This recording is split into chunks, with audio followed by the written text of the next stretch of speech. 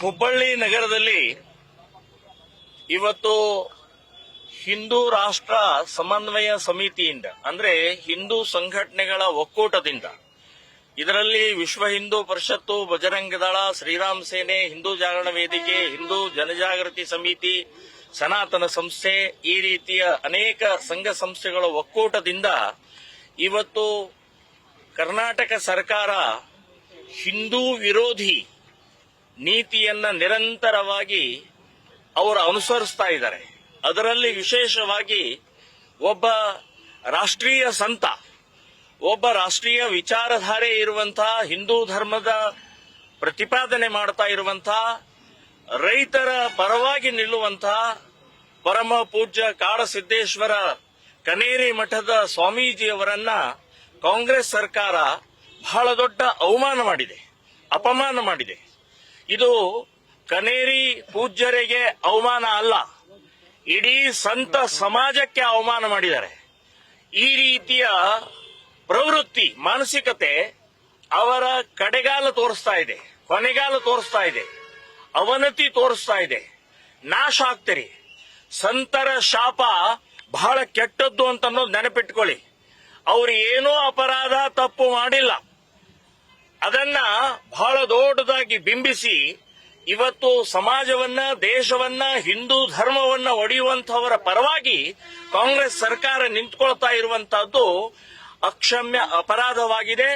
ಪೂಜ್ಯ ಕನೇರಿ ಸ್ವಾಮೀಜಿಯವರು ಸಾವಿರಾರು ರೈತರನ್ನ ಸರ್ಕಾರ ಮಾಡಿಲ್ಲ, ನೀವು ಮಾಡಿಲ್ಲ, ಆದರೆ ಇವತ್ತು ಸಾವಿರಾರಲ್ಲ ಲಕ್ಷಾಂತರ ರೈತರನ್ನ ಮೇಲಕ್ಕೆತ್ತುವಂತ, ಅವರನ್ನ ಸ್ವಯಂ ಸ್ವಾವಲಂಬಿ ಮಾಡುವಂತ ಕೆಲಸವನ್ನ ಮಾಡ್ತಾ ಇರುವಂತ ಪೂಜ್ಯರಿಗೆ ನೀವು ವಿಜಯಪುರ ನಿರ್ಬಂಧನೆ ಮಾಡ್ತೀರಿ, ಅದು 2 ತಿಂಗಳು, ಮತ್ತು ಕೂಡಲೇ ಮರುದಿನಾನೇ ಬಾಗಲಕೋಟೆ ನಿರ್ಬಂಧನೆ ಮಾಡ್ತೀರಿ.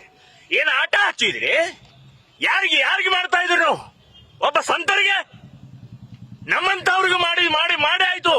ಈಗ ಸಂತರ ಮೇಲೆ ಬಂದಿದ್ರಿ, ಕಾವಿ ಬಟ್ಟೆ ಮೇಲೆ ಬಂದಿದ್ರಿ, ನೀವು ಮಠದ ಮೇಲೆ ಬಂದಿದ್ದೀರಾ, ಹಿಂದೂ ಧರ್ಮದ ಮೇಲೆ ಬಂದಿದ್ದೀರಾ. ನಾಚಿಕೆ, ಮಾನ ಮರ್ಯಾದೆ ಕಾಂಗ್ರೆಸ್ಗೆ ಧಿಕ್ಕಾರ ಹೇಳ್ತಾ ಇದ್ದೀನಿ ನಾನು. ಈ ರೀತಿ ನೀವು ಮಾಡ್ತಾ ಇರೋದ್ರಿಂದ ಸರ್ವನಾಶ ಆಗಿ ಹೋಗ್ತಾರೆ. ಅಂತ ಪೂಜ್ಯರಿಗೆ ಅವಮಾನ ಮಾಡಿದರೆ ಇನ್ನು ಇಡೀ ದೇಶದಲ್ಲಿ ಅಷ್ಟೇ ಅಲ್ಲ, ಮಹಾರಾಷ್ಟ್ರದಲ್ಲಿ, ಕರ್ನಾಟಕದಲ್ಲಿ ನಾನು ಹೇಳ್ತಾ ಇರೋದು ಲಕ್ಷಾಂತರ ಜನ ಭಕ್ತರಿದ್ದಾರೆ. ಬೀದಿಗಿಳಿತೀವಿ, ಅದನ್ನು ವಾಪಸ್ ತಗೊಳ್ಳದೇ ಇದ್ರೆ ವಾಪಸ್ ತಗೊಂಡು ಕ್ಷಮೆ ಬೇಡಬೇಕು ಅನ್ನುವಂಥದ್ದು ಬಹಳ ಸ್ಪಷ್ಟವಾದಂತಹ ನಿಲುವಿದೆ. ಅದರ ನಿಮಿತ್ತವಾಗಿಯೇ ಹುಬ್ಬಳ್ಳಿ ನಗರದಲ್ಲಿ ನಾವು ಇವತ್ತು ಹಿಂದೂ ರಾಷ್ಟ್ರ ಸಮನ್ವಯ ಸಮಿತಿಯಿಂದ ಪ್ರತಿಭಟನೆಯನ್ನ ಮಾಡ್ತಾ ಇದ್ದೀವಿ. ಆರ್ಎಸ್ಎಸ್ ಚಿತಾಪುರ್ನಲ್ಲಿ ಒಂಥರ ಧರ್ಮ ಸಂಘರ್ಷ ನಡೀತಾ ಇದೆ.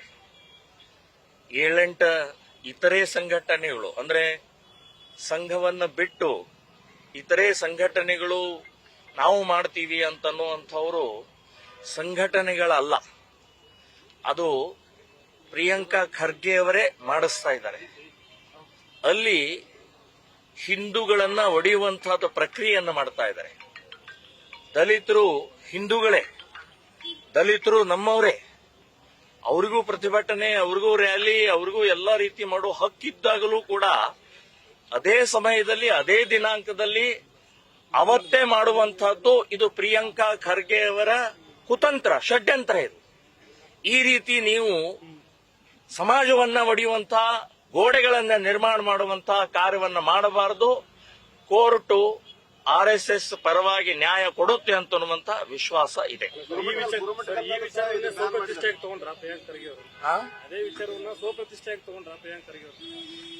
ಸ್ವಪ್ರತಿಷ್ಠೆ ಅನ್ನೋಕ್ಕಿಂತ ಅವರು ನನ್ನ ಕ್ಷೇತ್ರದಲ್ಲಿ ಬೆಳಿಬಾರದು, ಹಿಂದುತ್ವ ಬೆಳಿಬಾರದು, ಒಗ್ಗಟ್ಟಾಗಬಾರದು ಅನ್ನುವಂತ ಮಾನಸಿಕತೆ ಇದೆ.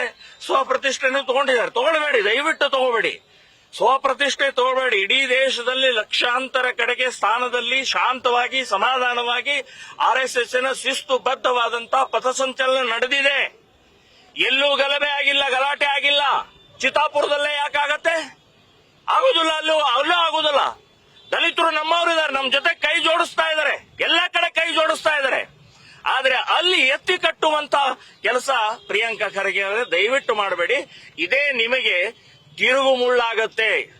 ನಿಶ್ಚಿತವಾಗಿ ಹೇಳ್ತೀನಿ, ಇದೇ ದಲಿತರು ನಿಮ್ಮ ವಿರುದ್ಧ ಸಿಡಿದೇಳ್ತಾರೆ ಅಂತ ಅನ್ನೋದು ನೆನಪಿಟ್ಕೊಳ್ಳಿ. ಗುರುಮಠಕಲ್ಲೂ ಸಹ ಅನುಮತಿ ಕೊಟ್ಟಿಲ್ಲ ಆರ್ಎಸ್ಎಸ್ ರ್ಯಾಲಿಗೆ.